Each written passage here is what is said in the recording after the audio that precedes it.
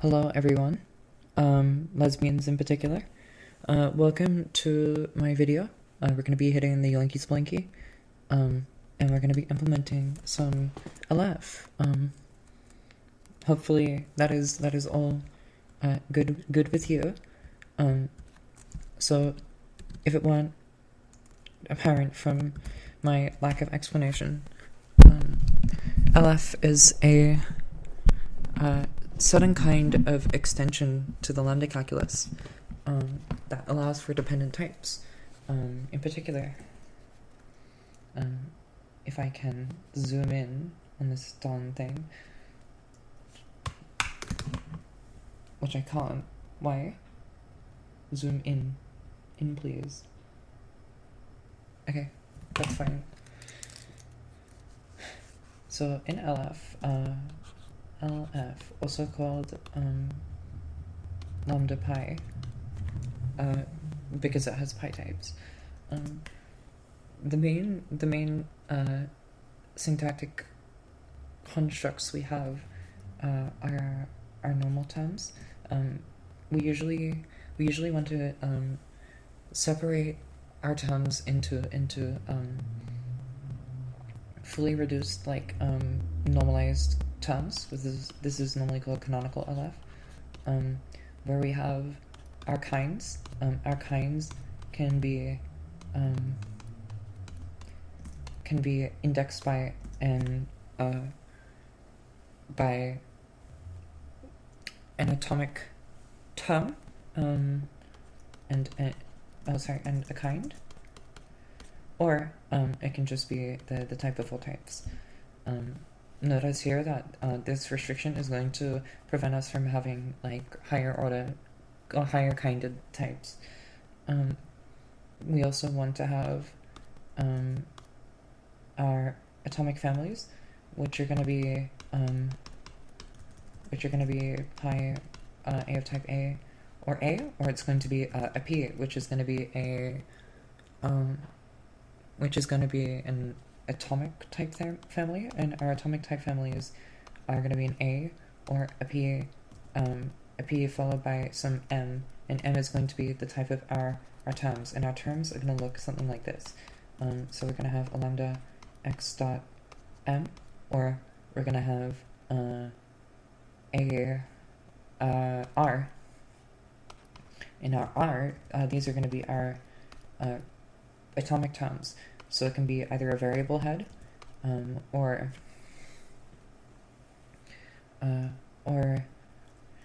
an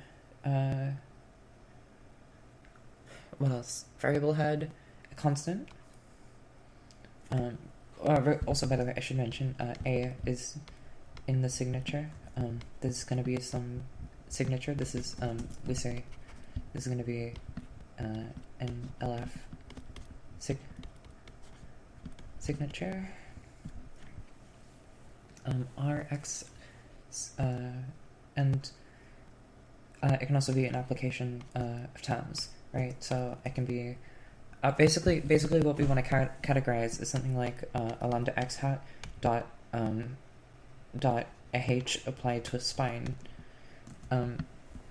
This is effectively the terms we're working with.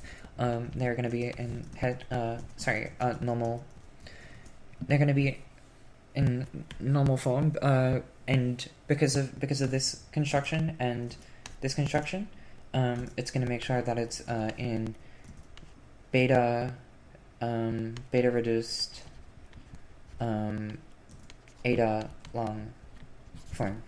Likewise with this, our type families are going to be similarly beta reduced eta long.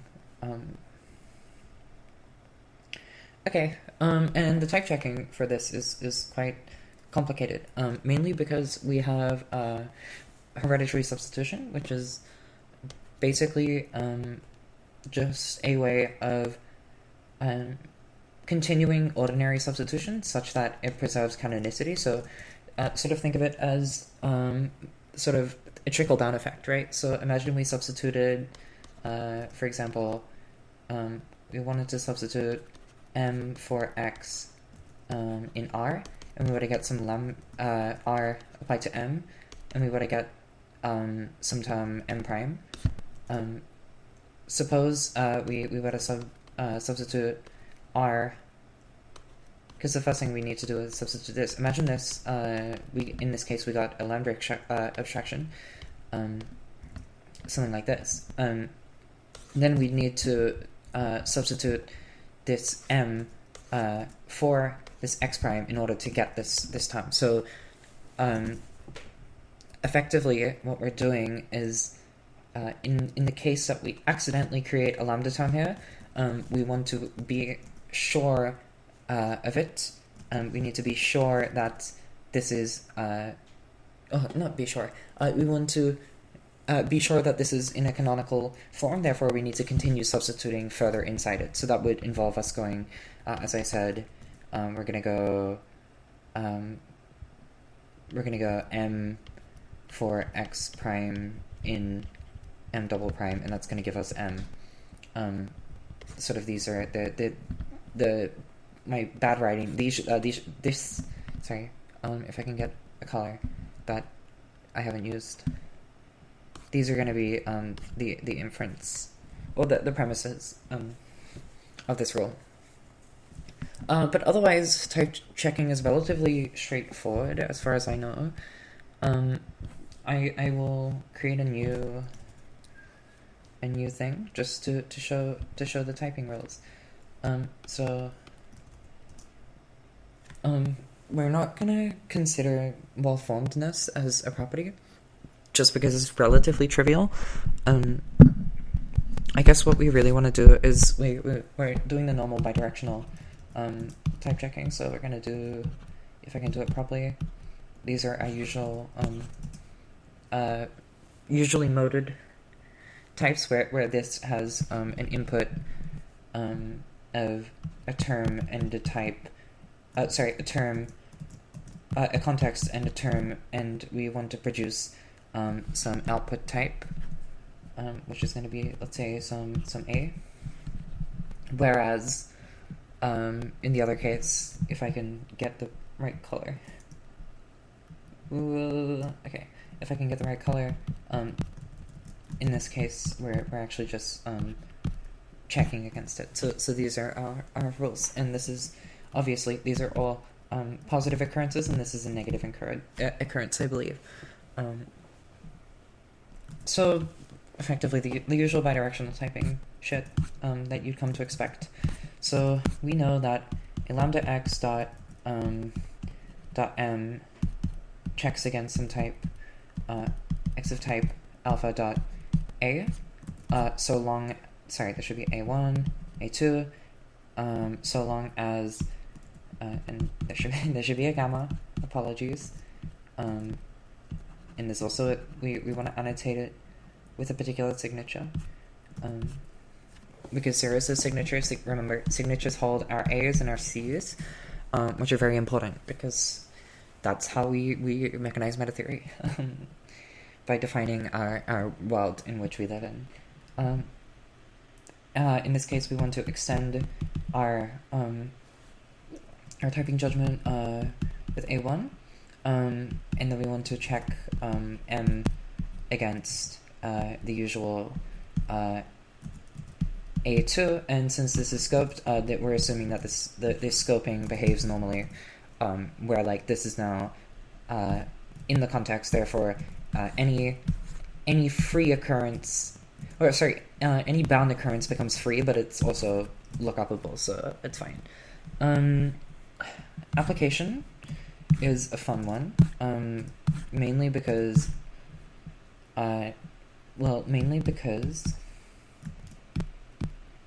also this is meant to be at sigma 2. If I can do it properly, at sigma, application is going to be something of this form, and we want to check against some type. Actually, no, we're inferring. We're inferring for this case.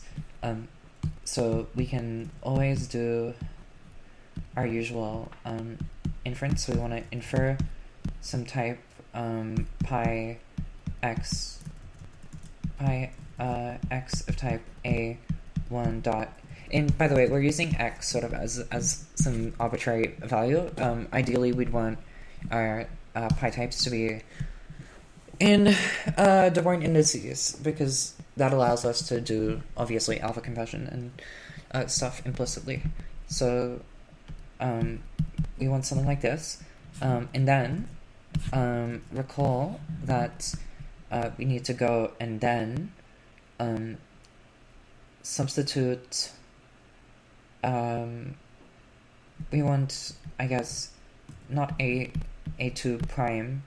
Let's just call it a prime. And we want to go and make sure that when we substitute m for x at type a, this at type thing, I believe, I don't exactly know what I'm doing. This is all from the top of my head, so I could be wrong. I could be supposed to substitute at a different type. Actually, yeah, I probably need to substitute at a1, because that is the type of x. At a1, in a2 is going to equal a prime, I believe, is what we need to do. Which is great. Notice that this is on the level of terms. Sorry, in the term on the level of atomic type families. And recall, if I have it still there, atomic type families can be a p, and p's contain m's, and yada yada yada. These are the main rules you need to be concerned about, I believe. What other rules? So syntactically, we've covered this. R, obviously, we just switch to. Yeah, sure, we can do this. If we're trying to go and say gamma entails R to be of type A, then we need to make sure that gamma at R entails type A. Awesome. Yeah, I suppose I don't know exactly what direction we're supposed to be going, but in this case it just trickles down, which is fine. C, we should, like, we can always infer some C is of type A if let's say sigma, gamma entails sigma, if addressing this term gives us some A. This is sort of the rule. Same thing with a kind, because we haven't talked about kind typing yet, actually. Which it's very similar to this. For example, if we were to do what is it? We want to apply p to some m, and then we substitute through. Let's do p applied to m, because that's a useful rule. P applied to m. We can always infer some kind k prime, presumably, provided that gamma entails some sort of gamma entails p is of some type, is of some kind k, is of some kind k, or I guess we need to require that it's some type x dot k, and then the result of substituting simultaneously m for x in k at A equals K prime. Most of the rules follow this pattern, and if you were to look at the paper, it would be effectively the same thing, I believe. And the implementation is pretty obvious, because recall that the modedness, we're requiring a top-level annotation for all of these lambdas, as you would in 12, for example. And yeah, I think that it's a relatively simple calculus for working with terms. Hereditary substitution is one mildly complicated thing. Generally, hereditary substitution is homomorphic, but there is some typing shenanigans going on that, for example, when we get an A1 to alpha or something, after substituting, then we continue the substitution, but we want to substitute at it so it continues cascading down. Yeah, really the easiest way to think about it is, when we're substituting, we want to cascade it down, and we use sort of typing information that we can find. Also, I should mention, typing erasure is pretty obvious. For example, the erasure of A equals sorry, not the erasure of A. The erasure of A equals A. The erasure of pi x to the A1 dot A2 equals the erasure of A1 to the erasure of A2, and there's a lot of these other erasures, so this should be erased. I thought it was meant to be erasure, but whatever. And typing erasure is just, again, it's because we don't know how long this head of the term is, the canonical term, and we need to, and that is a dynamic thing, because we will eventually extend our term possibly by creating new lambdas in front, in which case we need to be aware of how many we've created so that we can keep feeding it through. Yeah, so naturally it is recursive, and it will do exactly what we want, which is really cool. I really like that. Okay, and considering the issues regarding, let's say, if I can do this properly, there are some issues surrounding. Suppose we wanted to do some inference, for example. We wanted to infer some lambda x dot m. We wanted to infer some variable like this, a1 dot a2 gamma. Is there any way for us to do this? The answer is I'm not sure. I could feasibly see us getting some A1, but notice this A1 comes out of nowhere, right? We don't know this A1, therefore we need to make an educated guess. And I wonder what that amounts to, because I believe that might amount to some kind of higher order, like, weird guess checking thing. We want to check M, infer some type A2. Which I suppose we can always make a guess. Oh, by the way, I forgot the very, very important rule in this case. I'm going to say gamma entails A is of type. What's that terms? Sorry. M is of type A. We can check it. If we can infer some type A, and these types are structurally equivalent, by the usual notion of structural equivalent modulo alpha equivalence. I might mention that there because we could potentially have lambdas. Sorry, not lambdas, pi types. So well, we also could have lambdas. Anyways, so that is my presentation of the LF core language. If you want to see the actual paper that I am referencing, which I haven't, I don't know if it's all correct. I need to I suppose invert everything, and then we're doing we're doing LF. Yeah, perfect. So what you may notice is that these are the rules. P applied to M, effectively the same thing.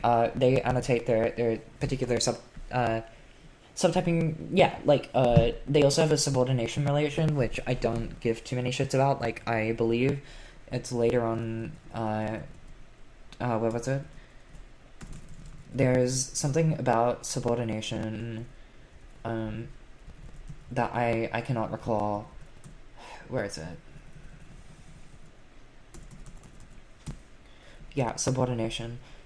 We want to say type A is subordinate if A can appear in either of the types A or in the indices of type B. I believe this is just describing subsignatures. So like if you had a larger signature, it would preserve things. Preserve your thing. Sorry, this is not relevant. Where was our hereditary substitution? Because this is kind of important. I think I modeled, again, when we're doing stuff like this is just homomorphic. We're just threading through the values for basically all of them, besides this rule, RH hot, which is the only one that really matters, and it's the only one that I care about. Basically, if we're substituting x, so this is the base rule, which means when we substitute the base, we get a term. So if n was a lambda term, for example, as put here, and we know that these are the only syntactically well-formed things. It's kind of confusing with the erasure, but oh well, that's fine. This will cascade through, and recall that we're substituting at not A0, at A2. So I was correct. We are substituting at A2 to get this, and if A was a not A. Because this would generate. What would this generate? If this generated an A, I suppose it would. If it was another RH term, then that would already apply this. So we're using like inductive reasoning to assume that this already has completed, and then this makes sense. Yeah, it makes a lot of sense actually. Hereditary substitution is quite nice. I like the way it works. I guess. What else? Is there anything else I need to care about? No. Yeah. LF is quite lovely. Canonical LF in particular. Like, I love the presentation. I love the way it looks. My presentation was all correct. Great. I'm happy about that. There's another paper that I want to read regarding LF. But I think it's sufficiently more advanced, and I guess my end goal here. Oh, by the way, here are the typing rules. If that wasn't, oh sorry, not the typing rules. If I may, typing rules. We have these rules which this is interesting actually. We can check an R against a P if we can infer R as a P, and P is a. Recall that P is our atomic type families. Yes. Okay, that's fun.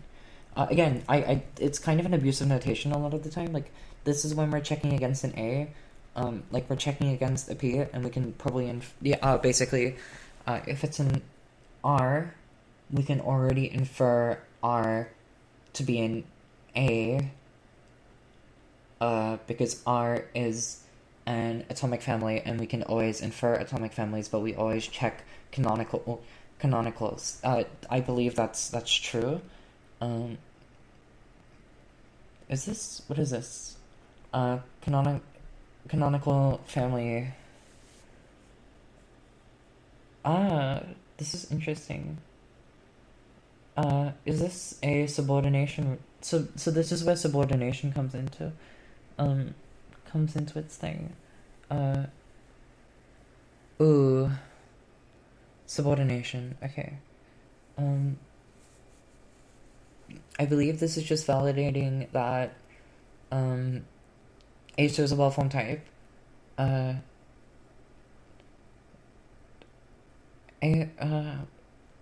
Does it really matter? And A2 is at least as is less complicated, less. I don't think it really matters, honestly. This is type formation, and I'm like, well, type formation should be. I mean it should be fine. This should be fine. Okay. No more checking. Great. This is a great paper. Highly recommend reading this paper. It is brilliant. I've read it at least 15 times, over the years. Yeah, and now I finally can probably recite it off my head. Beta A to normal forms. Yeah. Cool. Is there anything LF related, in my papers directory? Because if I have it, I could review it. Actually, I wonder about self-types. Yeah, this is fun. What am I reading? Types for X, high kind of types, pi types. Awesome.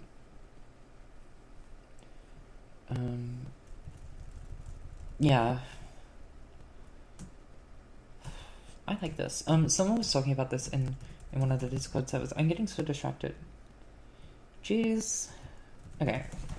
Anyways, great paper. Apparently I downloaded it. Didn't know I did that. Well, I guess in terms of implementation, that's going to be the bane of my existence. We roughly know how to implement it. I believe I have an adequate understanding. And what's the time? Not time. What's the date? So it's currently 6 p.m. I'm gonna take a break.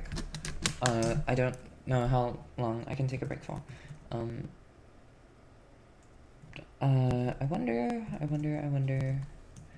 how my stream is going. I didn't really check. The video encoded with unsupported codec. Why is it poor? You're not fucking poor. Shut up.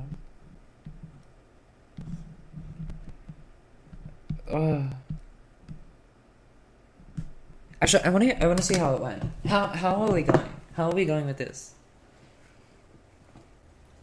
28 minutes has elapsed. This is the shortest stream there's ever been.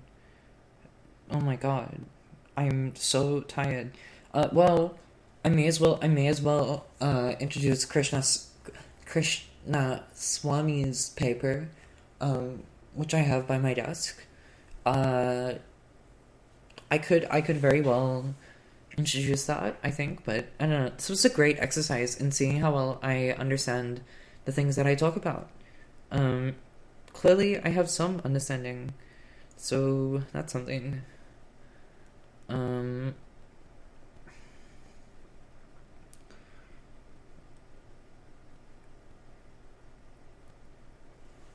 Yo. I like this. Why am I'm at 2 times speed?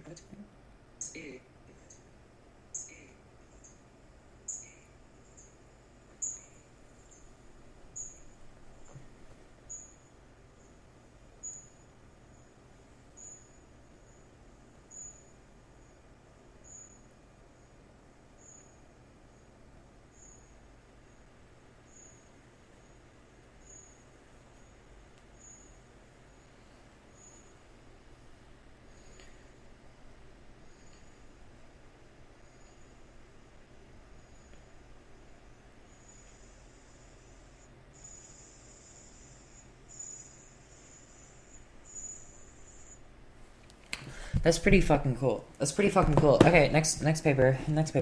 Okay, when it comes to actually implementing, it's not gonna be that hard.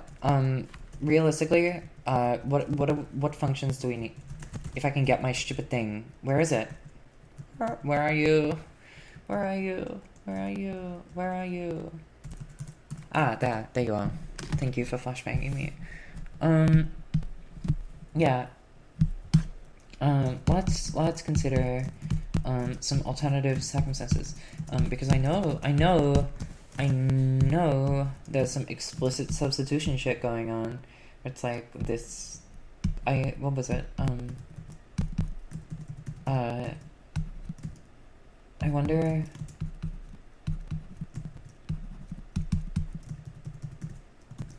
Yeah, because we don't need to instantiate. I like this. I like this.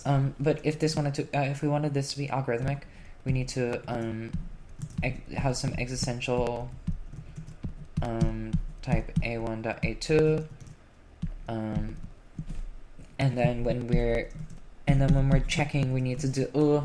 See, that's ugly. I would much rather annotate my terms. Like I don't really care. And there should be a way of easily. Well, let's consider a larger LF. Let's talk about LF full. Is there any way to discuss LF full? I've never actually attempted this. Let's go. Let's give it a shot. So LF full why is the layer locked? The layer should not be locked. This is going to be LF full, and the distinction between LF full is that the kind should be indexed by, well, obviously pi x of type a dot a, or it should be just the type of all types. We should have a be either a pi x of type a dot a, or an a applied to an a, or a variable, not a variable a. It should be an a applied to an a. What else? Or a constant a. That sounds right. And then or an a. Wait, no. It should be an a applied to an m, or an a,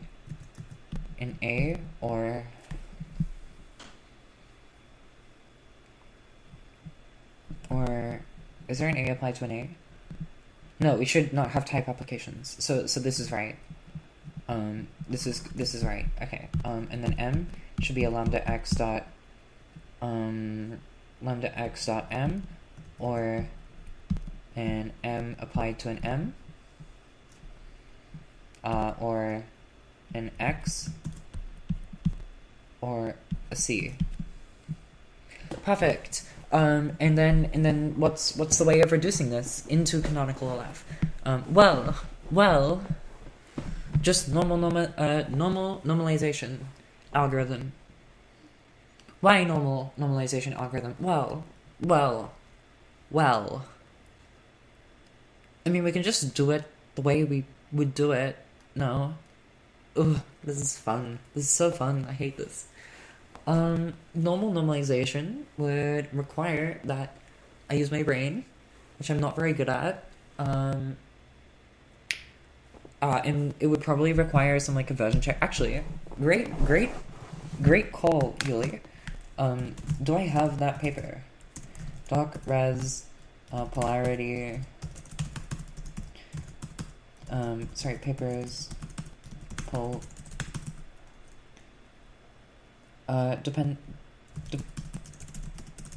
Do I not have it on here?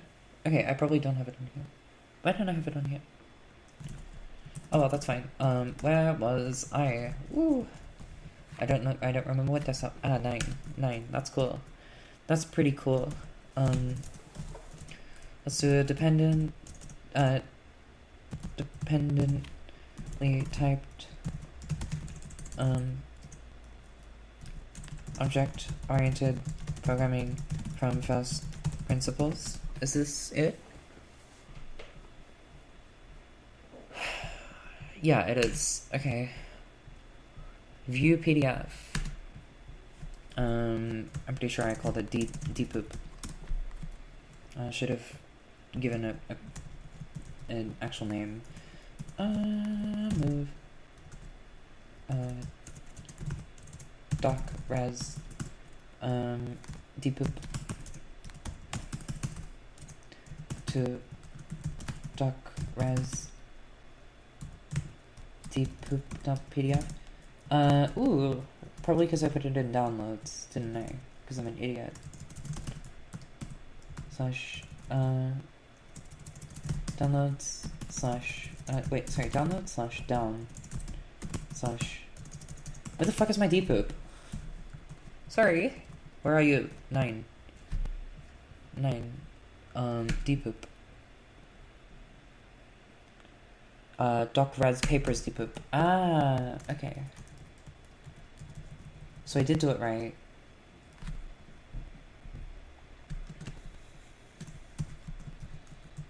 Doc res papers depoop. Doc res papers. Move PDF dash I depoop. Doc res papers depoop dot PDF. Awesome, awesome. Where was the stupid fucking thing? Unify. Where's the unify? Unify. No, clearly not, I guess. Where are we?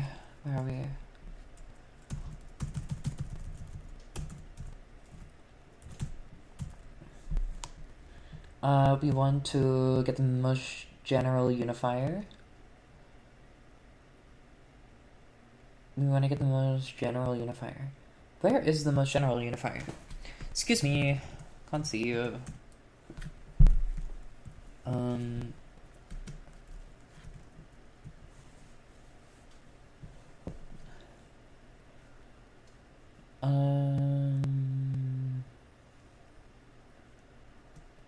There does not exist a theta such that theta is a... Why would you even write that? Excuse me? I don't want to read you.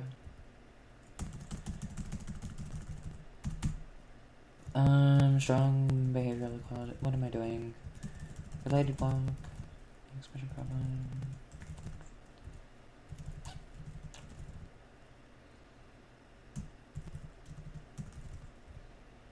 Inconsistent amendment type theorems. I just want to find the data type thing, please.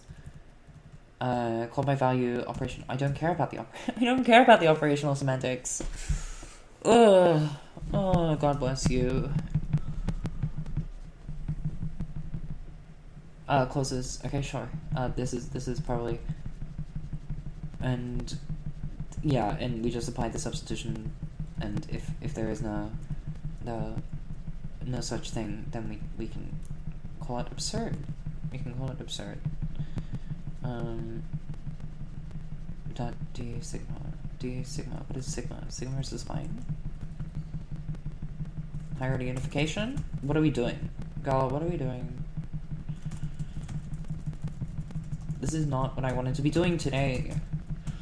But I should print out this paper now that I think about it, because this is probably very useful. I mean, my understanding is that gadgets are relatively easy to do. It's just you can't really get principled type inference. But if you're, well, I guess because we're not doing pattern matching, we don't really need to care, because we don't have gadgets technically. We have index type families, and we have no way of pattern matching. We have to use the induction schema thing. You know, all that shit, you know, crazy shit. I'm actually really curious. Is sigma is fine? No, it's a yeah, it is a substitution. A substitution. Bool. SC. An expression in a substitution. So we have a row type without data or coded data type constructors. Empty and core. Oh, okay. Okay.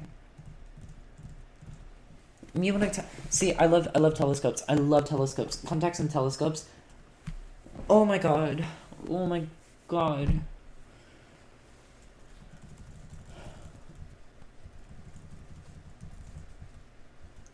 Yeah, so data type is going to be this, you're going to be this, you're going to be, this is relatively fun, and it's whenever you're doing elimination, where's the elimination form for it? I don't want to know projection, I want to know data type, I want to know data types. That's not what I want. Can you give me data types, please? I would really appreciate data. Data. There you go. Great. Great. Great. Isn't data? What does that? I haven't even read this properly. Okay. Is there a way of doing absurd? Here's the case. I'm just slow.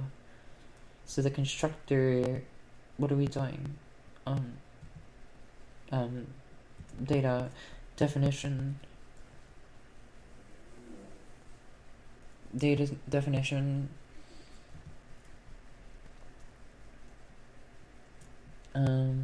Is this a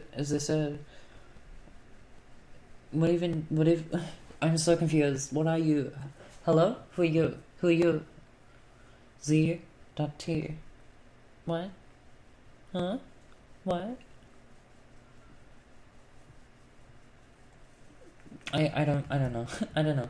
Elimination and computation, but where is the computation? Where is higher order?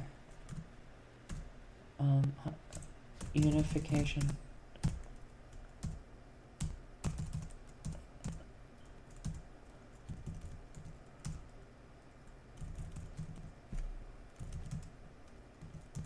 So there's no.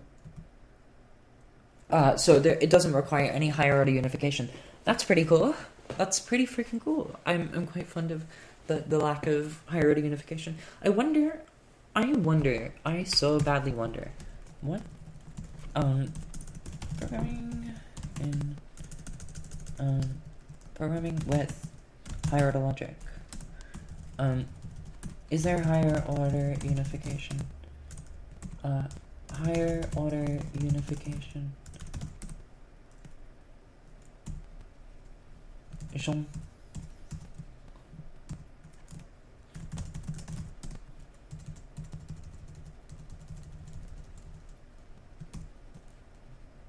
Higher order pattern unification. Page 220. See? I should have read this fucking book. Girls, we are going to be reading this book. Eventually. Computation of encoding process calculus. Okay, cool. If I can get you compiled. This is a book I want to read. Of course I want to read it. Higher order pattern unification. So page 222, go. Okay. Lambda tree approach. Can I get a fucking higher order unification? Unification of lambda terms.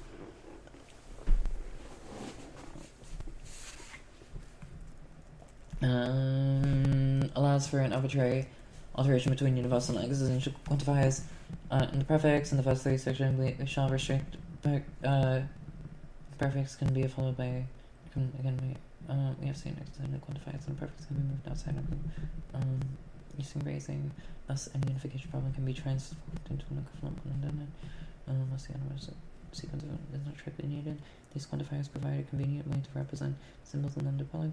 Let a term T and let the subs. Can you fucking chill out? And that be a substitution. Then the application of can be given formally by the expression. That is true. Given the lambda conversion rules, this term is equal to the result of replacing free occurrences. Yeah. So this is basically Ada expanding a term equipped with a closure. This is just a closure. we're saying T with a closure becomes... I like the way they do this, but I would much prefer the explicit, what do you call it? The explicit... Bleh. Where are we? Hello? Where's my fucking thing? Here. Here! Good enough. Yeah, I prefer, because I like the way they say, like, T, and we want to apply some substitution, theta to T. You could also just represent this as T, with the explicit substitution theta, and this would be equivalent. This would be brilliant and equivalent. So I would give that a huge tick, tick, tick. Fuck yeah. Awesome. Yeah, higher order unification is something that we will have to explore if we're doing type reconstruction for LF, which is gonna be the topic of the next stream. Whenever I implement this stupid fucking LF thing, which is gonna be, well, not today, because I'm lazy. I'm a lazy fuck. Actually, I don't know. Who knows? Nobody knows. That's a fun bit. Nobody fucking knows. Nobody knows shit. Making sure to rename any bound occurrence, vector, the way it's equal to time, where any T, lambda conversion from T, thus considering, questions without loss of generality, we can replace them by beta normal forms. Using the eta conversion rule, we can further ensure that binders of terms are equal, in an equation that appears in a matrix of unification problem. Wait, what? Sorry. Using the eta conversion rule, eta conversion presumably being expansion, eta expansion. We can ensure the binders of a term T and S in an equation T equals S. We can ensure that the binders of the terms that in an equation that appears in the matrix of unification are of identical length.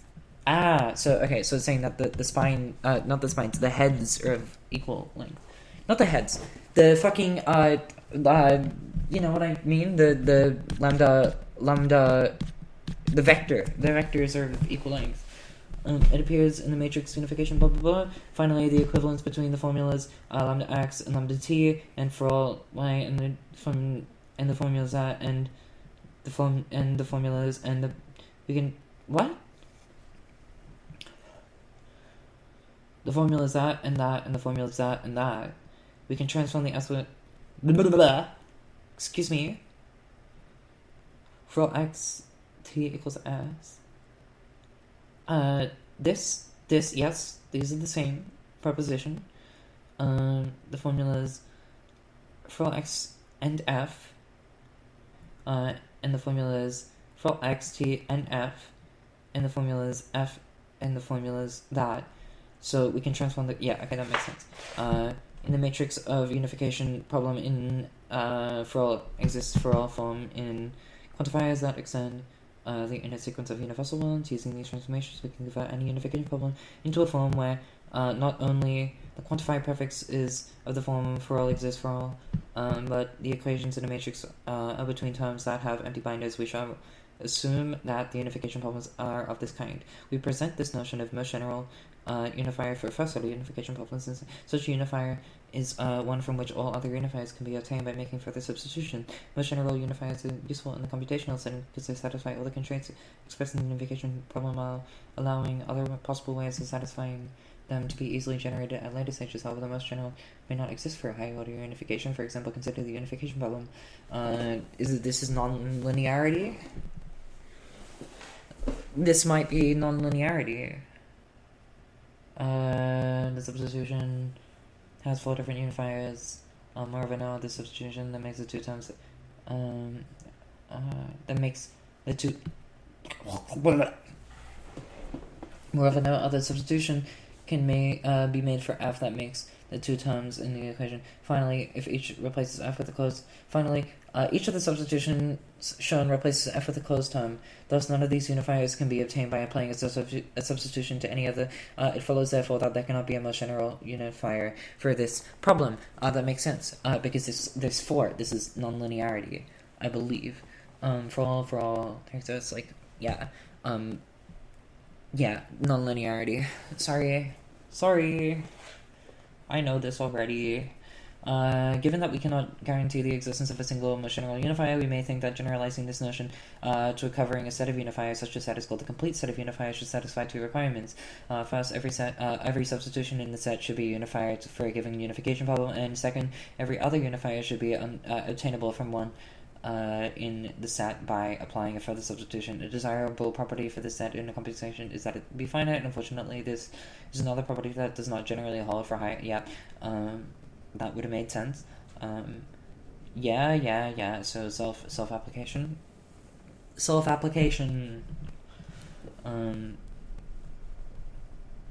There are an infinite number of these.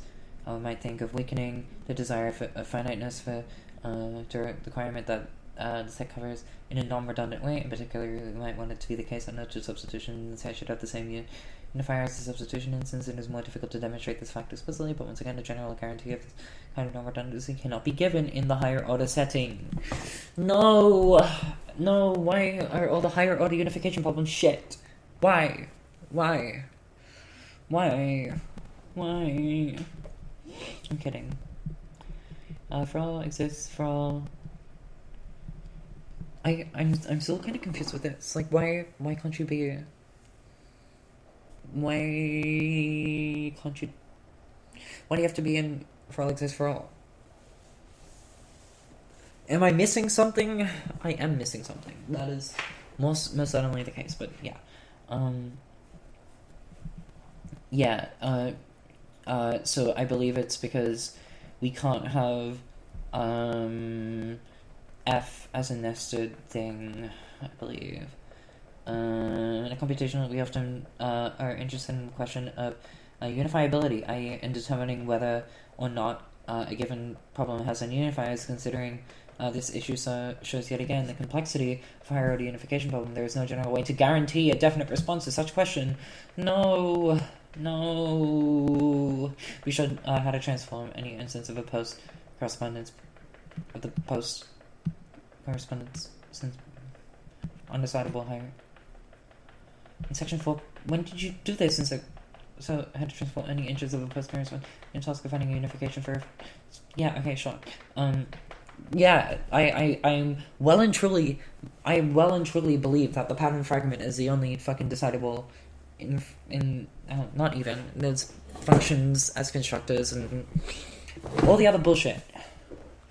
What does notwithstanding mean? I really need to know this. I feel like an illiterate person because I don't know what notwithstanding means. Notwithstanding. Yo, notwithstanding. In spite of. Yes.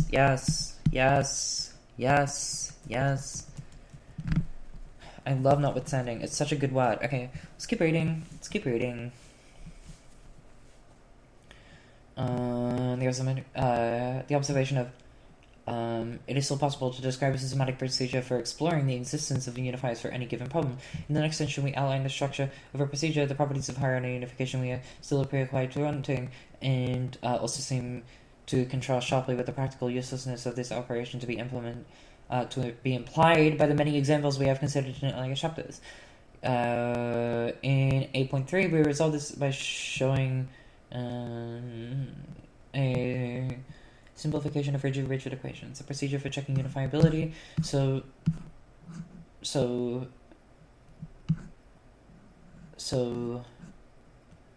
on termination of reductions, can I get higher order pattern unification? Cool.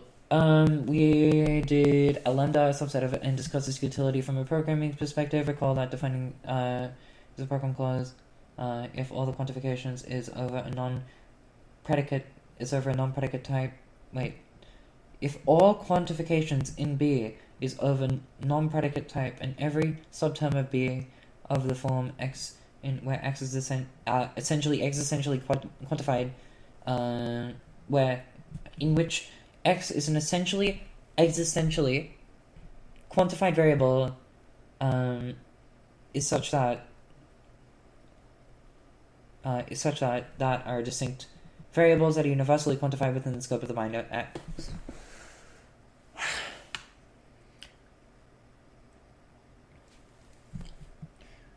So it's trying to say that this is an existential head and it has distinct bound variables. Yes? Yes? I knew it. I fucking knew it. Okay. We shall refer to this property as the L lambda condition. The beta reduction operation that results from substituting for an existentially quantified variable in the situation and corresponds to replacing the bound variable with the body of a lambda extraction with this set of names. This is called beta O reduction. It is a simple transforming that into that decreases the size of the that's where decidability comes from, probably. Consequently, we might have expect this inversion, unification in the setting L to be better behaved operation than general higher order unification. We will see that this is the case.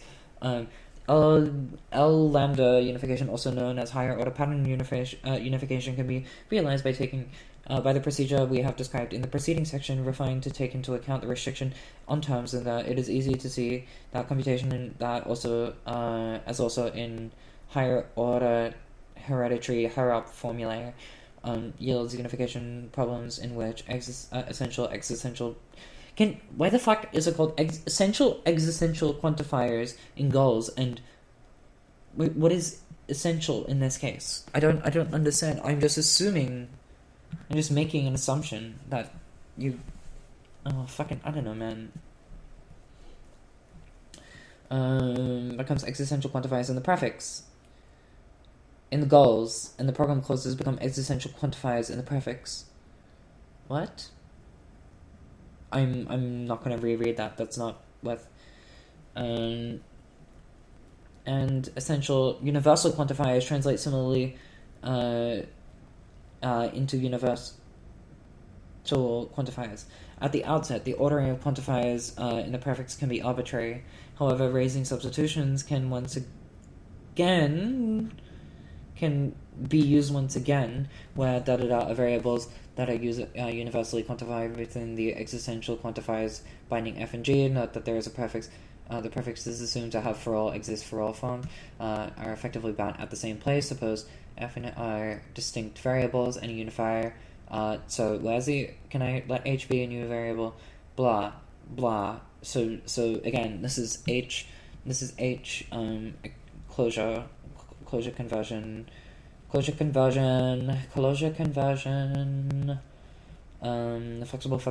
Fuck's sake. Ugh. What are we doing? Genuinely, who the fuck invented programming languages? I swear to God. Higher order unification. Really?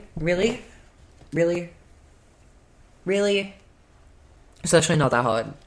It's just freezing. Again, I think it's pretty cool that we can always expand the closure.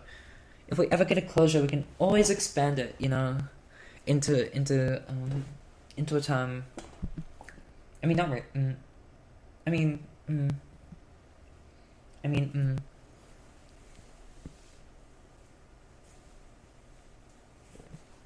Oh yeah, we can always expand it into an application, and just yield that. But yeah, okay, lesbians, what am I doing? This is such a great day, actually. I wonder what live looks like. Ooh, this is pretty fucking cool. Isn't it? 1 hour of yapping. I am losing my mind, and I will continue to lose my mind, because higher order unification is pretty fucking cool, and we will need this for LF, because LF type reconstruction, as far as I'm concerned, does this exact same thing. So let's take a look. F is an existentially and C are universally quantified variables. Can you just not say that? Can you just say distinct bound variables, please? I don't understand. Where the fuck is the non-flex rigid one? Hello? Did I miss all of this? Did I skip this? Are distinct variables and unifier machine. Yeah, I think I did miss this.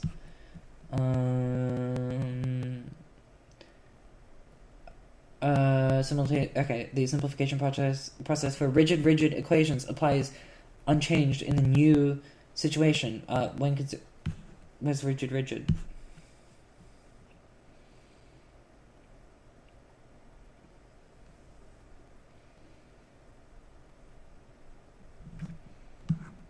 Can I find rigid? When did you discuss rigid? I'm sorry. An important observation is that a rigid is unaffected by the substitutions that may be made for existing. Thus, a rigid equation in unit can simplify it as well. If the head of the terms are distinct, the entire unification problem can be marked as unprovable. If, on the other hand, the heads are identical, then the equation is logically equivalent to the conjunction of equations between the arguments. So it's just checking if all the sub-problems are equal. In other words, unification sees a variable and is bound and distinct. We can replace that, or that if n equals 0, carrying out such a transformation not simplified. So rigid just means we have thing and thing. Is that a useful description? YouTube chat? That doesn't exist? Ooh. But you didn't fucking know that.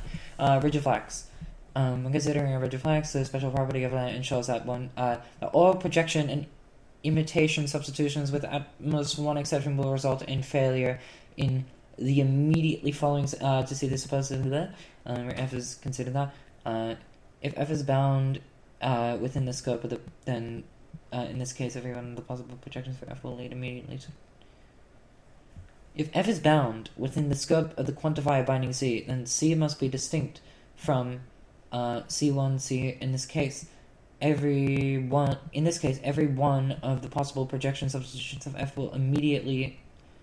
What are projection substitutions again? Sorry, I believe I know what projection substitutions are. It's when you project, but imitation substitutions. It is logically correct when it occurs within scope, respectively. Then, where I is that and that is a new variable. Moreover, we replace the quantification of f. H1 applied to HM. Sequence of existential variables after reflect the transformation of the application. For finding substitution for HJ and the same concept. Notice that we has arguments flexible time. So we're trying to solve something. So we're trying to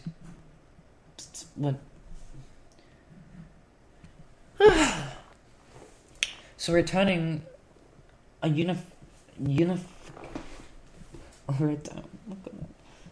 the scope of the quantification have types blur and blur respectively, then the imitation substitution for f has C applied to this, where the new has this. So we're trying to find, we're just summarizing all the function. We're just all the functions for J, where J ranges from something to something. But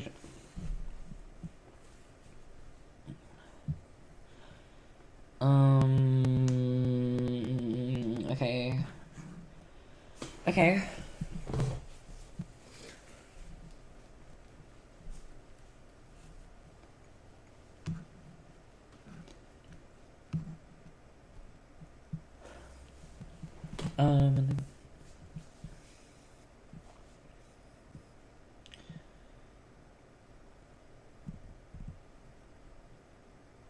The imitation substitution. And the substitution then identical, except for the fact that the variable f is being replaced with h. It is easy to see that we can generate an infinite sequence of blah, blah, blah. So we need to imitate. Why do we imitate? Well.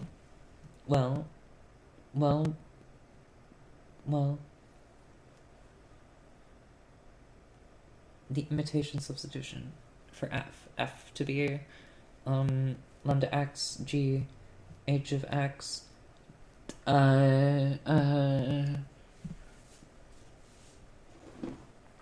I don't know how imitation works. I'm a bit too stupid for imitation. I'm a bit too stupid for imitation. Let's review. Let's review what imitation substitution is.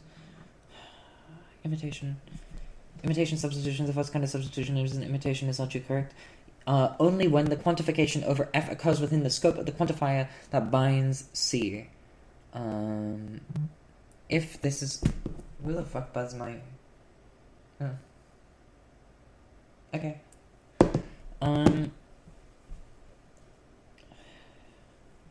Respectively, then the image has the form where is a new variable.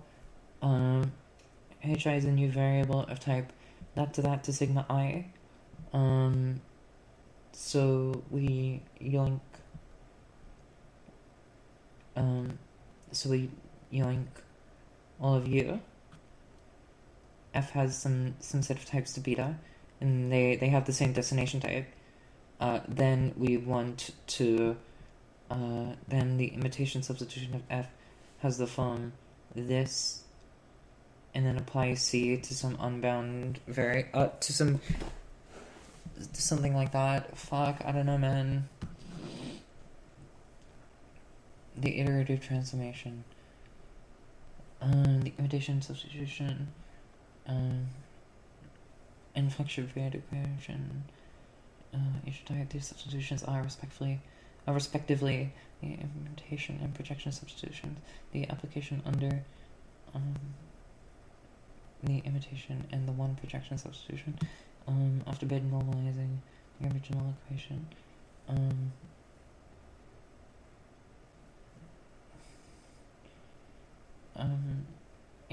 A small equation has an unsolvable rigid form. That's the choice of substitution. These were dead end. Using the first substitution on the head lies the problem simplification. And now, left here is a consideration. Either that, the only remaining is it's the x dot a, and the only remaining either these reduces to the equation for all x true, or h of x equals x, and then we can solve h by the imitation and projections for h besides substitution transforms the unification problem with the matrix is equivalent in to top, i.e. they form a formula. So imitation tries to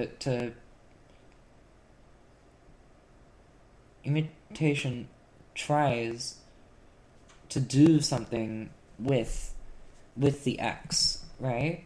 Like, so we want to imitate. I get it. Imitation. This is a great example of imitation, actually. So we want to replace f with something of the form of this, but we replace the arguments with some other things, and we want to abstract over the h. So effectively, we're introducing a new lambda term, and we're applying it it's a distinct bound variable. That's cool. And the projection substitutions are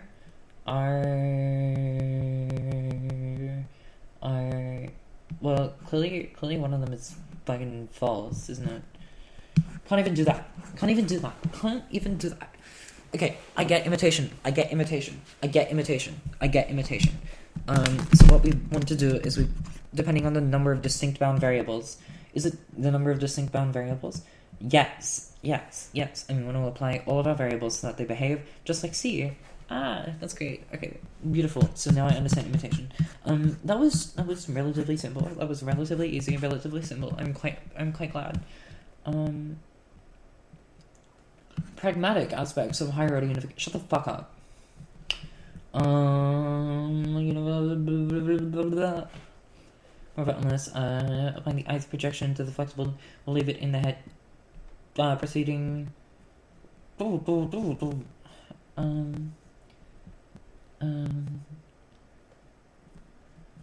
Since new variables will be quantified in the same location, substitutions.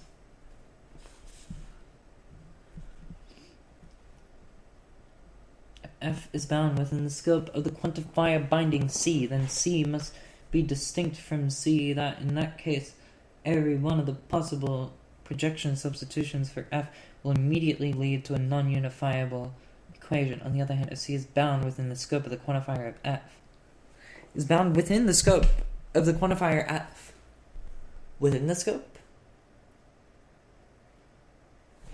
which would make it existential, right? The imitation substitution is not a possibility. Moreover, unless it is the case that C1 is applying the ith projection to the flexible, will leave it in a head that does not match the term, since the variables in sequence are all distinct. There cannot be at most one useful projection to consider. The preceding observations can be built into a substitution selection process, so as to make it entirely deterministic. Brilliant. That's exactly what I want. I love decidability. Decidability and determinism. Another important property to note about the class of L lambda unification problems is that the application of imitation preserves this class. For example, consider the equation shown earlier. The substitutions that have to be considered for f in this situation are of the form. So consider the equation shown earlier. They have to be of the form this. So this is an imitation procedure where that is either some x or some distinct I. And since the new variable hi will be quantified in the exact same pressing off with the indicative solution in the context where it is applied to this and then clearly will nail a new term that satisfies the L that condition. Okay. Where is K? Well, actually, where is K? Where do you come from, K? Did you specify who you are? Where did K come from? HK will be quantified in the same level. The imitation repeatedly may succeed in the matrix of the unification problem into flexible ones. While it's not profitable to solve such equations in general cases, special property changes the situation. In general, these have the form that non-terminating behavior of this kind just illustrated is obviously restricted in the situation where unifiable terms does not have a solution. This observation could be further refined. Such behavior only occurs when the variable is in the head, also occurs in the rigid. When the variable that is the head of a flexible term also occurs in the rigid term in a flexible rigid equation. Yeah. I get that. It is by adding in a construct the substitution generation step treat such equation. We examine. Yeah. I get what it means, because you can't have the head of an application be somehow involved in the thing, otherwise it's non-terminating or something. Which we saw in what example? We saw that in this example where this is a flex head, and it's found in a flex rigid unification where this is So we cannot allow that. Which is great. It's great to know.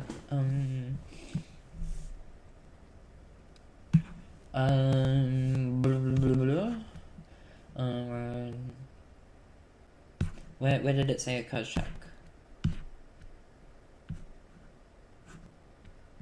Construct in the substitution generation step. To treat such equations, we examine the rigid term to reduce the problem to a non-unifiable one if the flexible head appears in it, and produce the relevant imitation or projection substitution only otherwise. The imitation and projection substitutions that are used when a flexible rigid equation is treated realize a traversal order over terms that is also repeated many times in the course of conducting an occurrence structure. It is possible to combine these two different into a larger, more efficient substitution generation. We call this operation variable elimination because of its familiarity, its similarity to an operation of the same name discussed in that. In higher order. Variable elimination? What is variable elimination? Variable elimination is when you... What is variable elimination? I don't remember.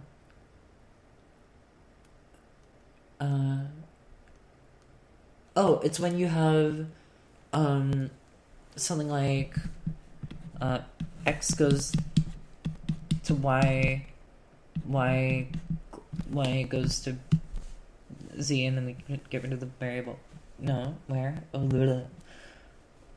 It's specifically let the flexible rigid equation under consideration, you'll see there may be, in general, occurrences of existentially quantified variables in C. Suppose that such an occurrence is that the head of the term is as the head of the term G, if not all the variables in D1 to Dm are contained in C1 to Cm, then part of the variable eliminate. Okay, I need to fucking read this. Ugh. So we're trying to unify these. We're trying to unify this to this. There may be, in general, occurrences of existentially quantified variables in T. Yes, there may. Suppose that such an occurrence is as the head of the term is as the head of a term of the form G applied to D1 to Dm. If not all variables are contained in this, so as in if this is not a subset of this, then one part of the variable involves that prunes such variables. This pruning replaces that with G with a new existentially is some listing of variables that are common. So you take the intersection, get rid of that, replace G with this term, and don't fucking worry about it.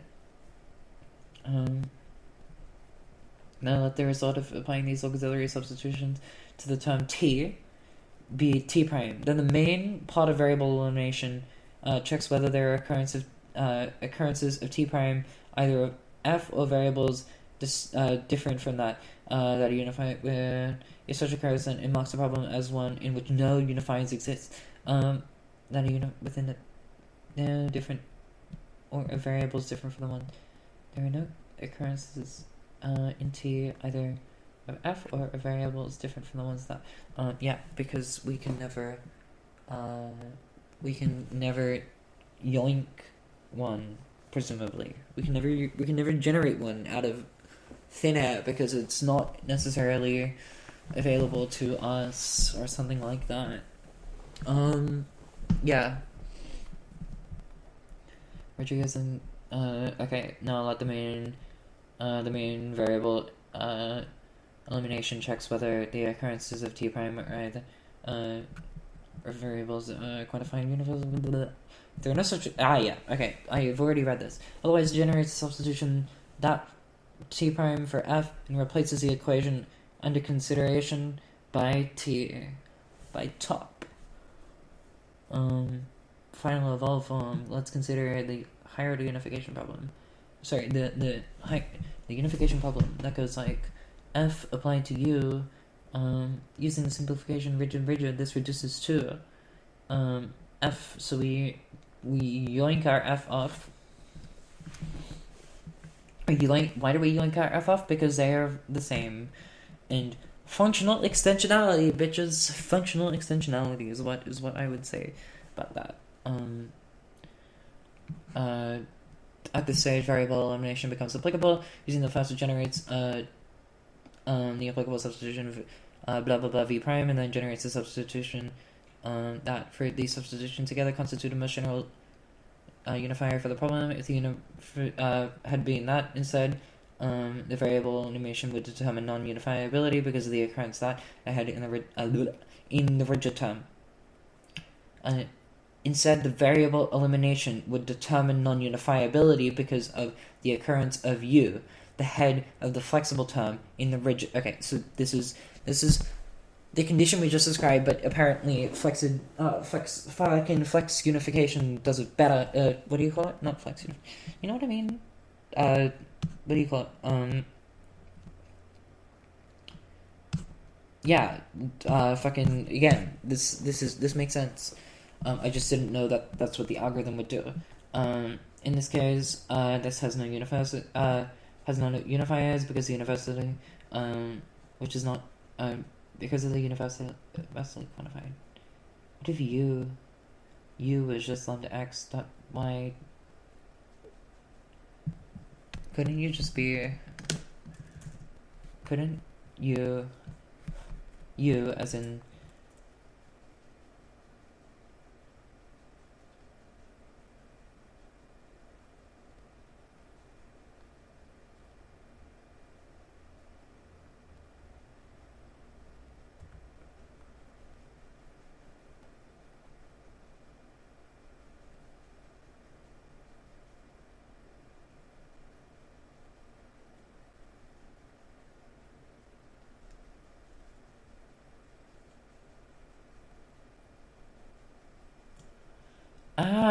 Yeah, so Frozen.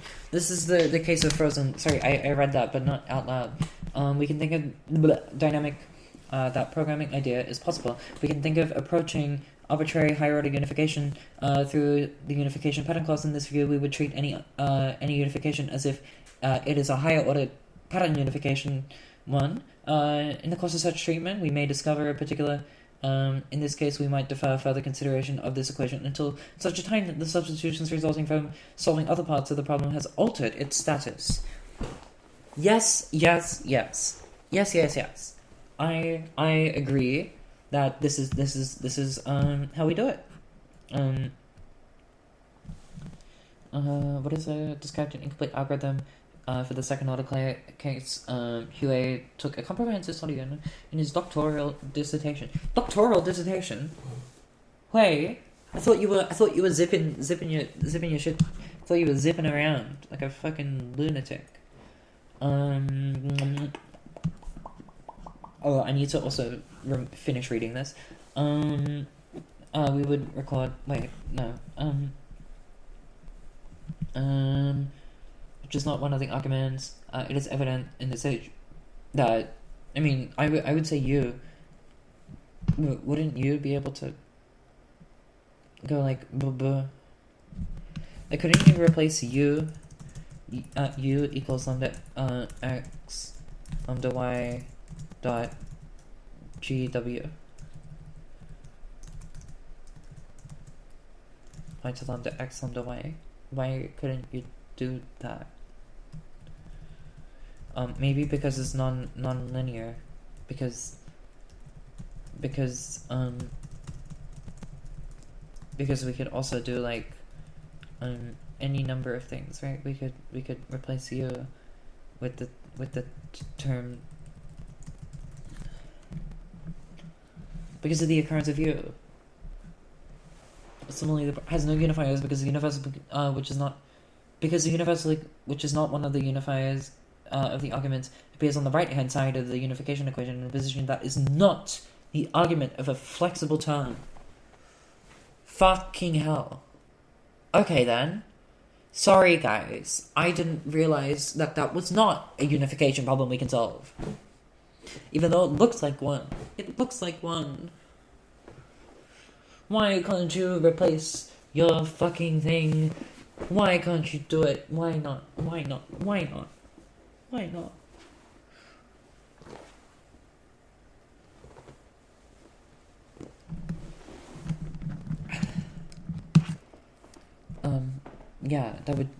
Okay, sure. Unification problems. Let's fucking go. Pragmatic aspects of higher order unification. Our discussion of higher order unification has assumed that these problems are presented in the quantifier prefix that has this computation results from learning often yield a prefix that does not adhere to this structure, while raising can into a more restricted form. Such a transformation can be costly. To begin with, such phrasing has to be performed dynamically. Moreover, existential quantifiers may have to be raised of a long list of universal quantifiers. This is especially true of the computational paradigm discussed in Chapter 7, in which recursion of a bindings and longitude is realized by universal goals. By using universal goals. Universal goals.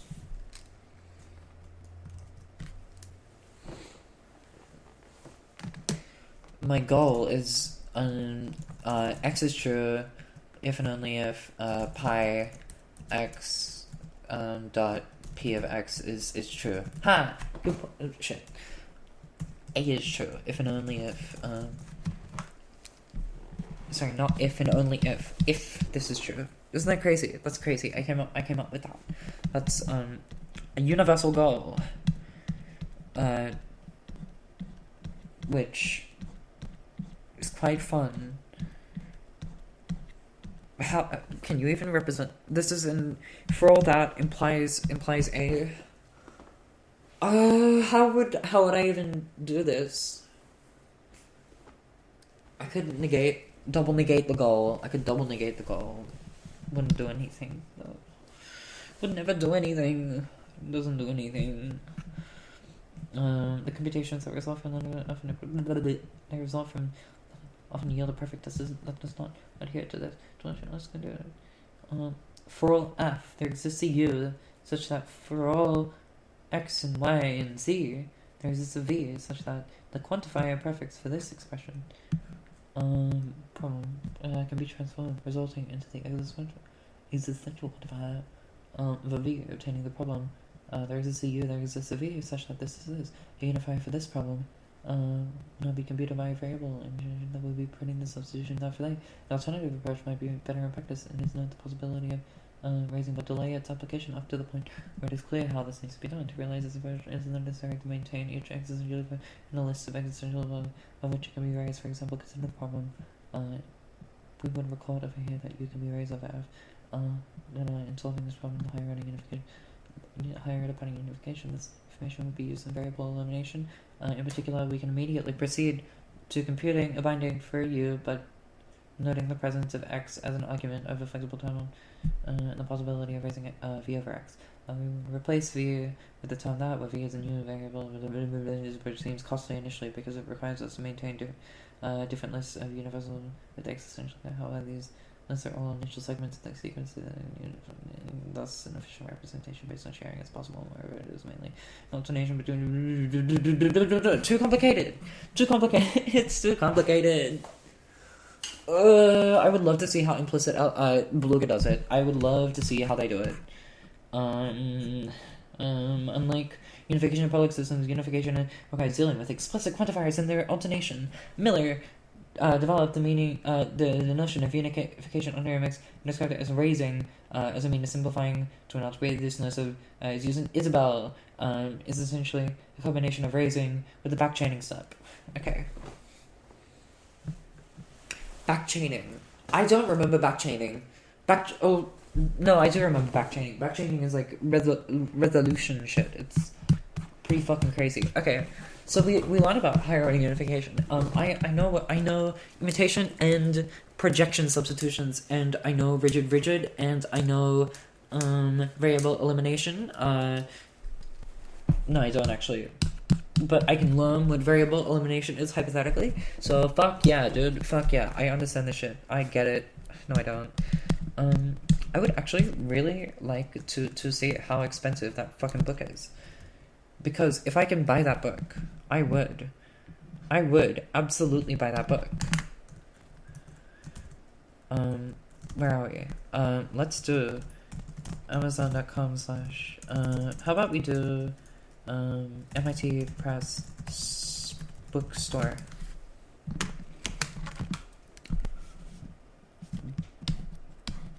Can I click you?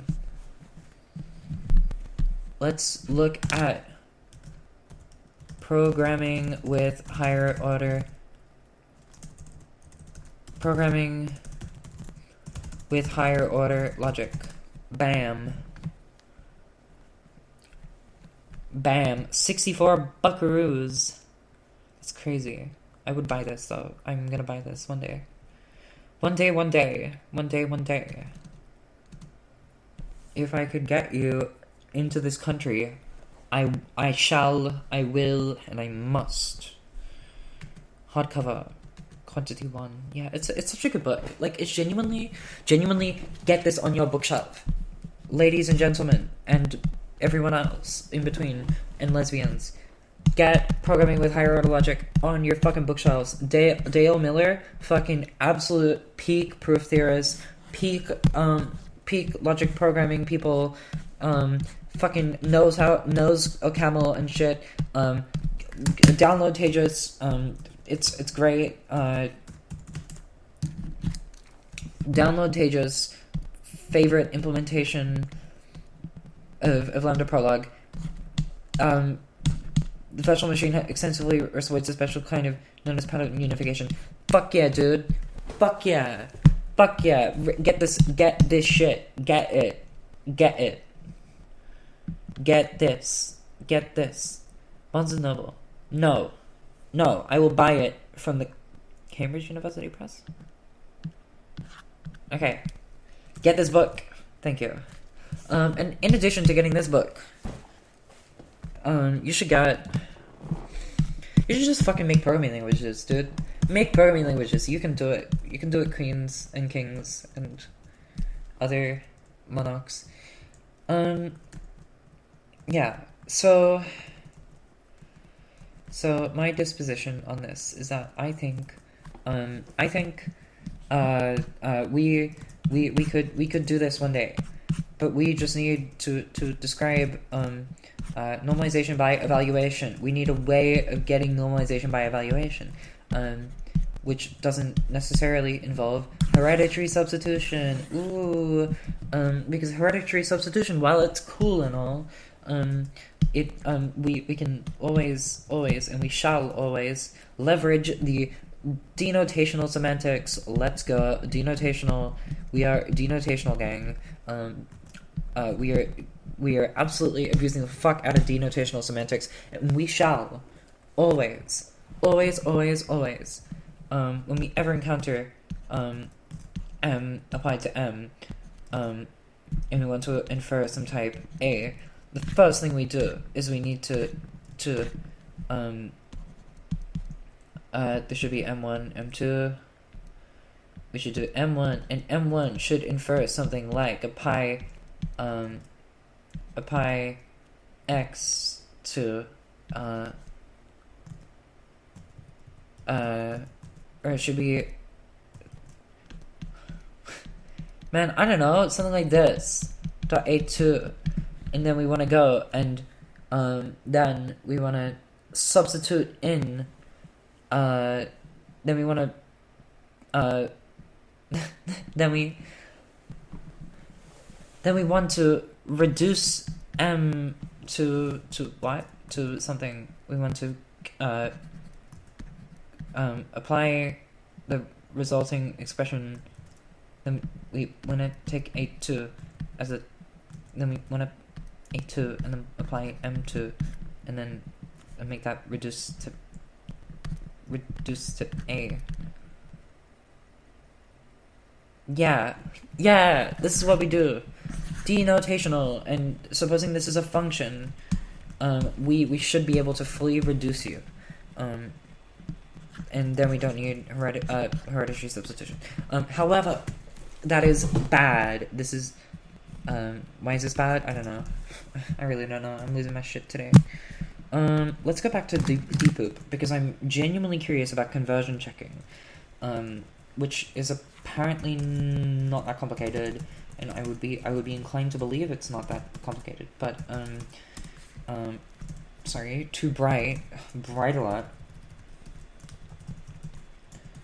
It's late at night. Conv.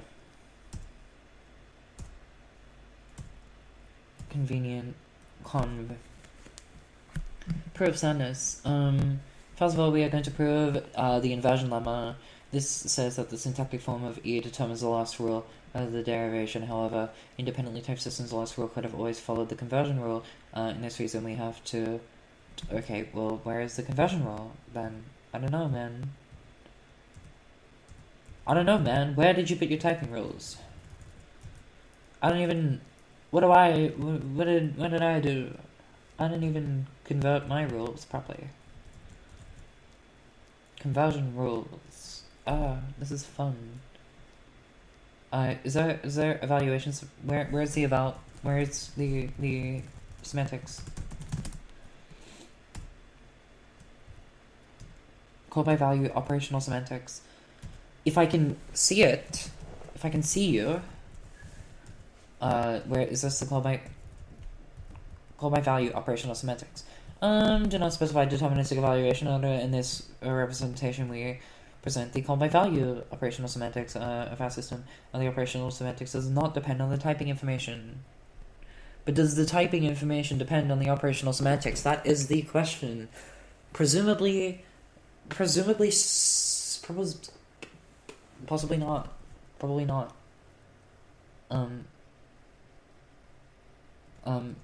Yeah, probably not.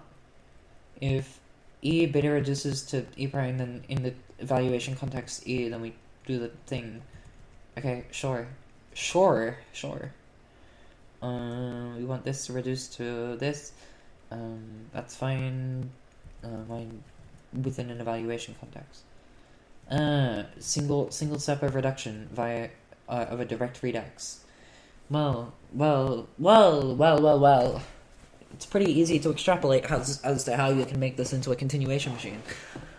Which will be the topic of a video. One day, we are going to be talking about operational semantics, and we are going to be discussing how evaluation semantics are just the obvious way of representing a continuation for someone who doesn't believe in stacks.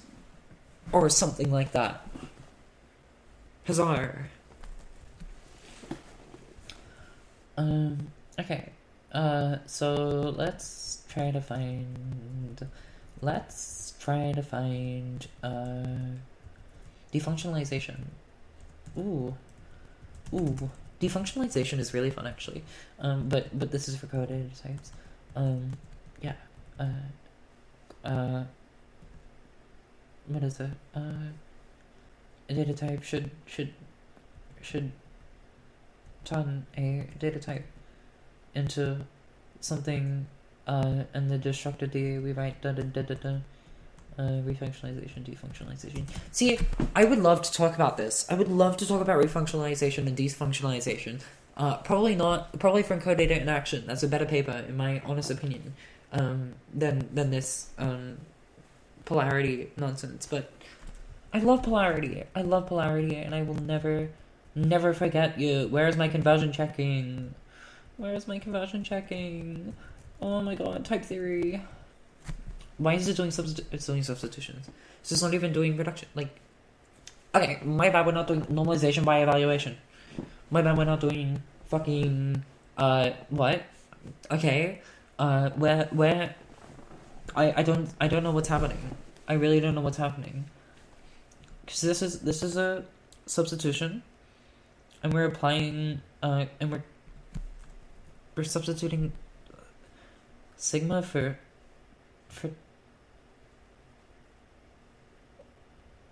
girl, I don't even know what we're doing. I gotta print this out and read it one day. One day when I'm less fucked up in the head. See, apply it to bool,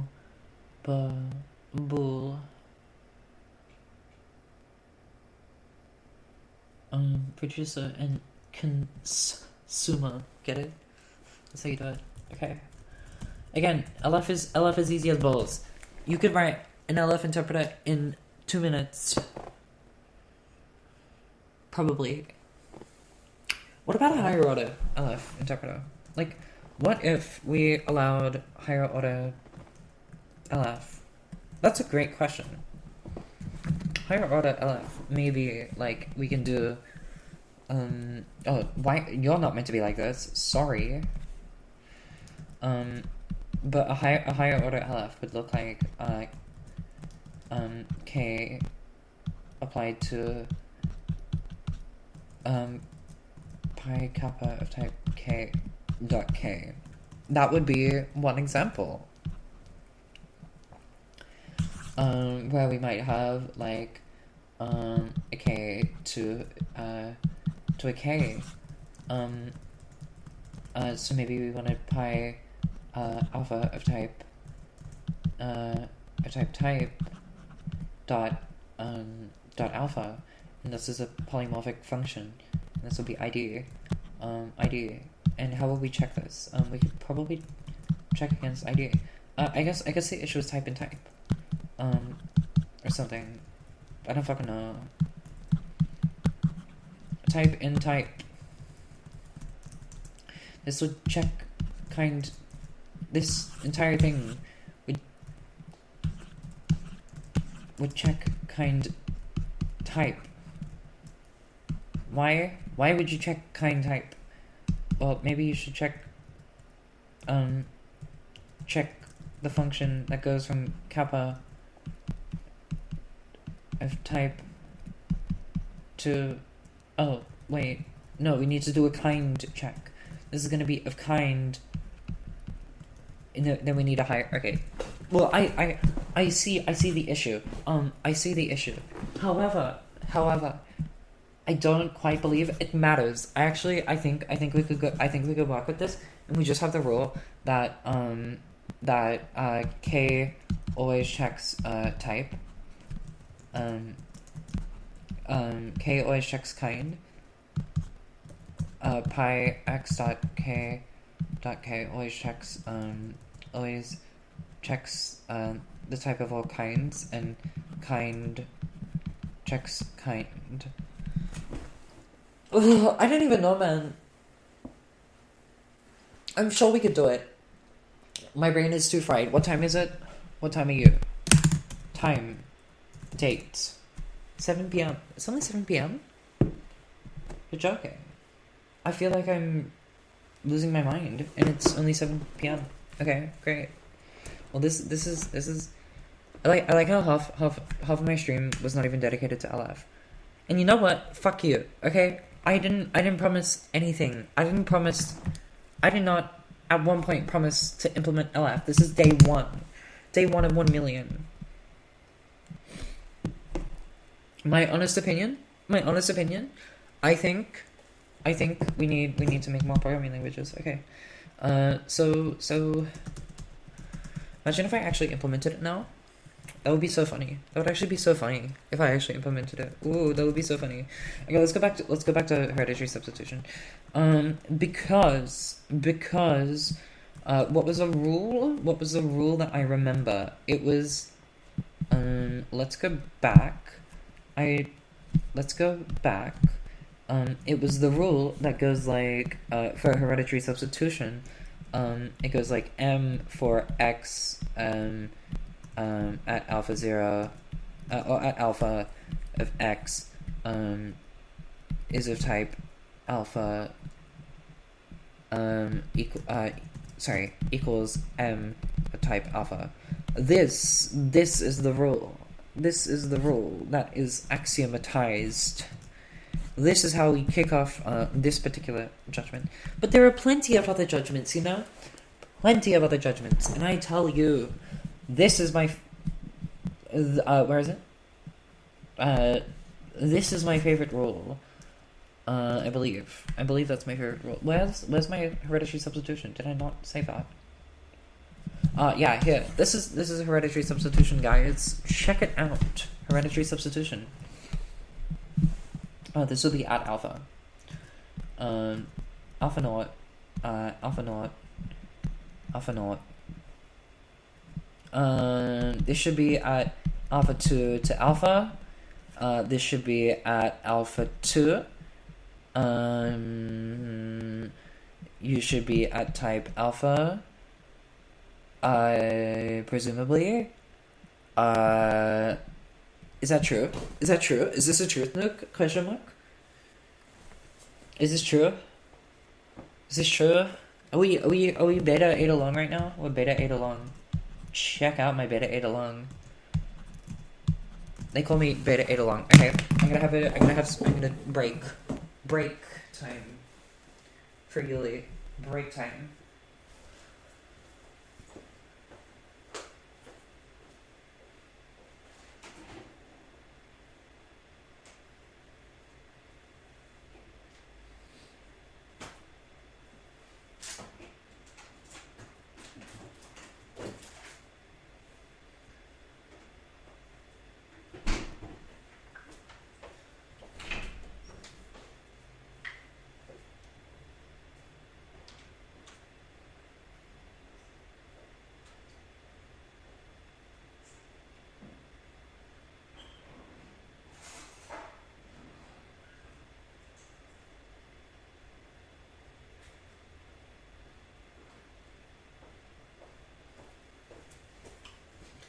I just had the brilliant idea of reading Reed's paper on LF, or one of his papers, anyways. Where is you? Let's go... Fuck off. Let's go to Reed. Reed, LF.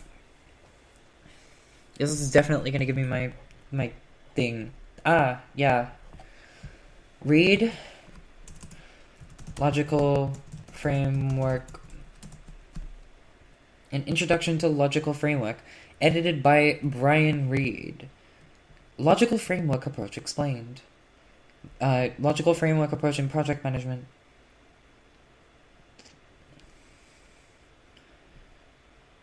and criteria. Evaluating impact from research and methodological framework.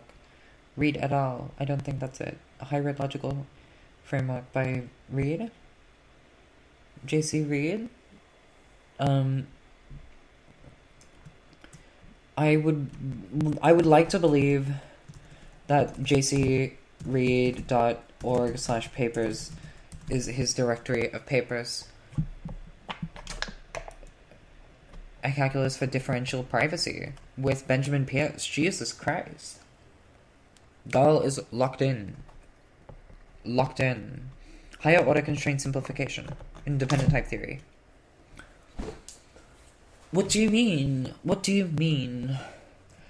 Why do I need to read this paper? I don't actually need to read this paper at all. No one's making me. Redundancy elimination, evaluating higher order unification to support proof for relevant. Oh, extending higher order. And proof for relevance. What I didn't even know. Recursive data types and diamond inference.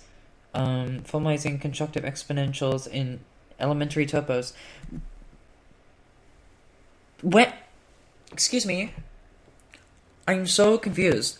What is it with these autistic people going like, oh, in 2001, I was just doing topos theory. Like, I went from maths to fucking theoretical computer science. What? What?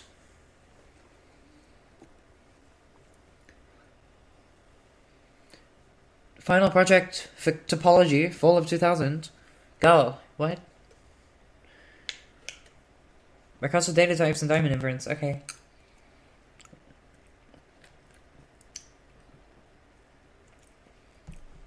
Computation and deduction. I don't. This is some wild, crazy shit. I could not tell you.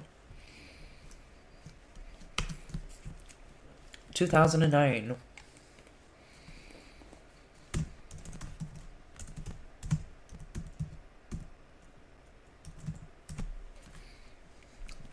That's probably exactly what we wanted all along. No, it isn't. I know it isn't. Let's go. New PDF. Why are there so many? Why? What am I doing? Doc, res, papers. Hybrid. Thank you for flashbanging me. Ow. Can a girl not eat her yogurt? Jesus Christ. Okay. Jason Reed. Let's go. Logical framework is a constructive type theory for dependent functions that can elegantly encode many other logical systems. Prior to the work, has sending it to a for the incorporation of linear logic into type theory affords good representations for state shapes. We describe and argue the usefulness of an extension inspired by hybrid logic, which has similar.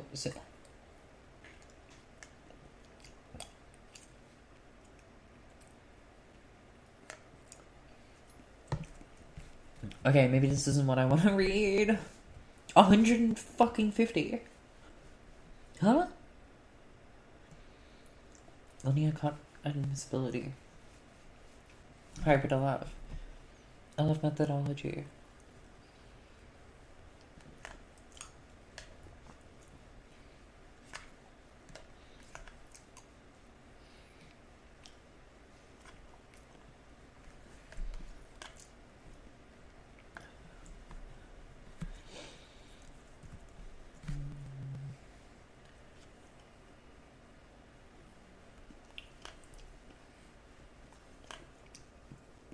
Elaborating.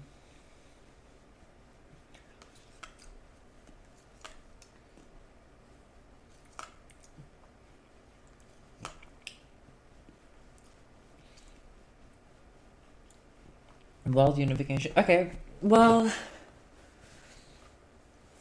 this is quite a lot. This is very dense literature, and I'm like, I am impressed that you've been able to do this.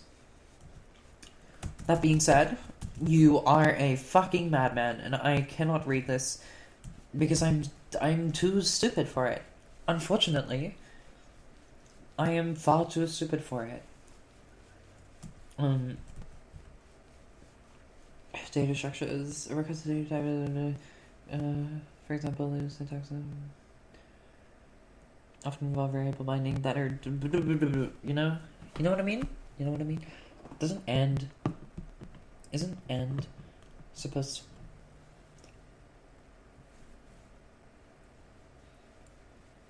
to take a proposition and the what? And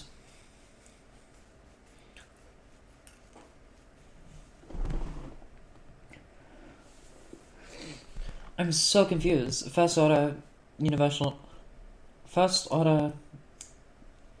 and existential quantifier equality. Huh? Has a constant vector. Why? That's not right. And shouldn't and take in two propositions and them together? And implies take two propositions and imply them together? What?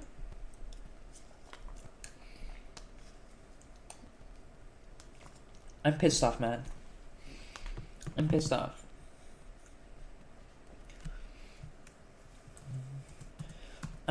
This sucks. This paper sucks. Fuck you, Reed.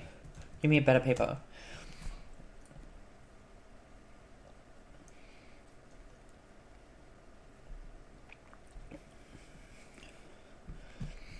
Higher order pattern unification, blah blah blah blah blah. Higher algorithmic. What was Dunfield and Krishnaswamy? Dunfield and Krishnaswamy. Because I personally need to know how coverage checking works right now. Bidirectional typing. See, this is incredible. Just wanted to plug the paper. Bidirectional typing by that. Yeah, okay, well, I understood that. What paper did I read on bidirectional typing? Probably, a mix between Fanning and, Dunfield and Krishnaswamy. Probably something like that.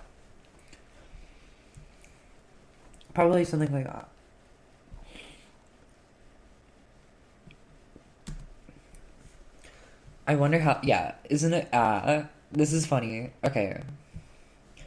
Is this, like, literally one page? Oh, my bad. I didn't realize, algorithmic subtyping. Ooh.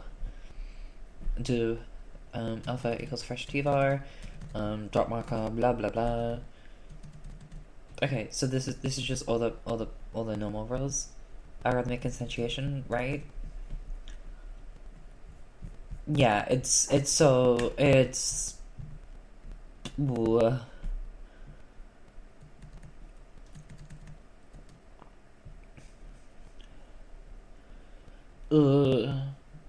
This is spine checking.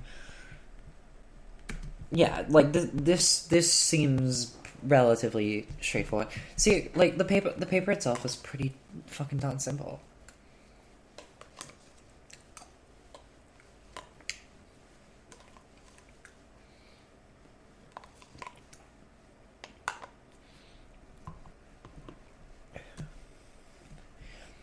We're returning a context. Maybe context? Name-generated context? What happens when you have... Can a context be dead? Can we die? What is a context? What is a context and can you die? That is the question. What happens when you fail? There's no monad. What happens when you fail? Return gamma. Case that. Otherwise, return that.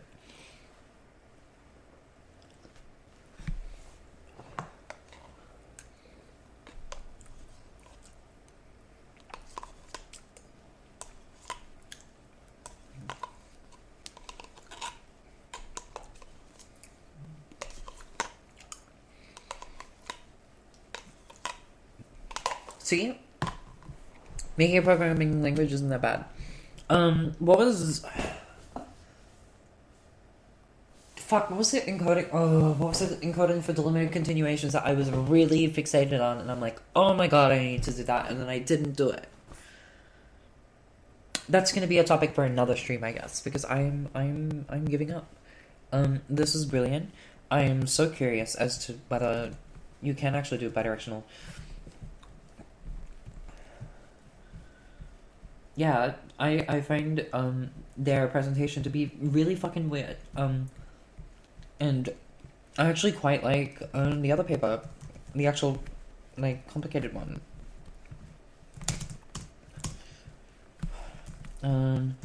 Dunfield and Krishnaswamy polarized subtyping or something like that.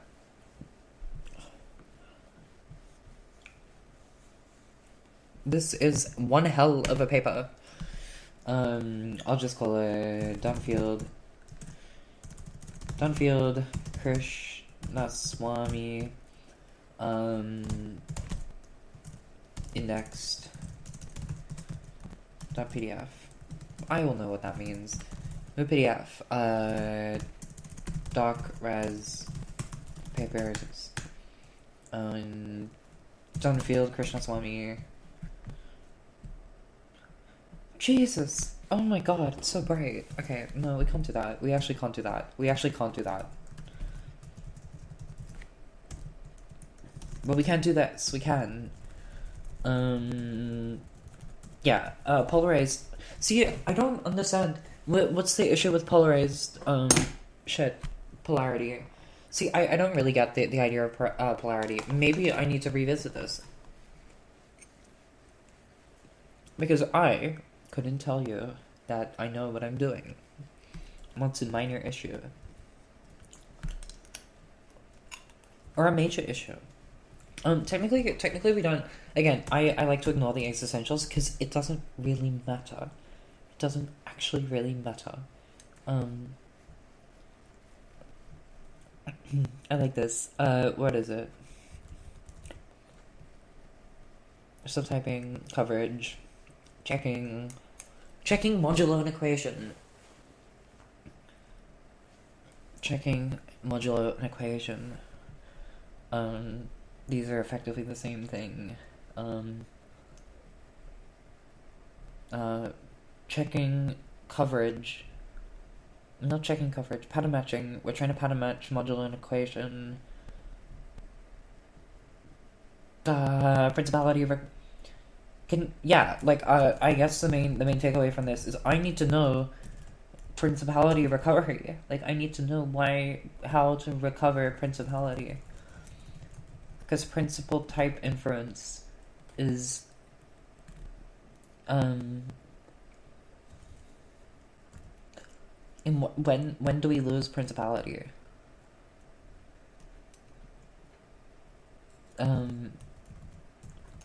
See, this would be a great paper to print out, honestly. I'd go as far to say that maybe I shall. Maybe I should. Maybe that is the correct thing for me to do. Why is there a 9? I don't know why there's a 9. This is not a 9 kind of thing to do. Okay, well, in fact, I will print out this paper. I will print out this fucking paper, and I will tell you that this is my favorite paper ever. Not really ever. I do have the other physical copy of the paper with me.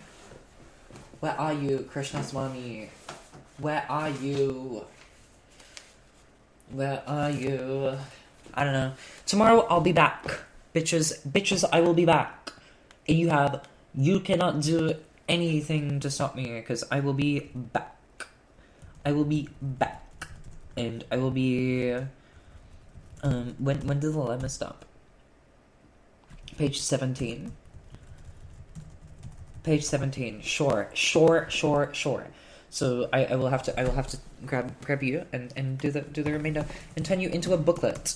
Yes. Thank you, internet. Now, I believe that is all I am physically capable of doing today. Thank you for engaging in my autism. And I quite dearly appreciate your continued support to the 0 people watching. I believe that all of you are crazy and weird. And in fact, everything is fun. It's been 2 hours. 2 hours. Is that sufficient? Guys, is that sufficient? I fucking hope it is. I hope it is. Love you all. Bye bye. Bye bye.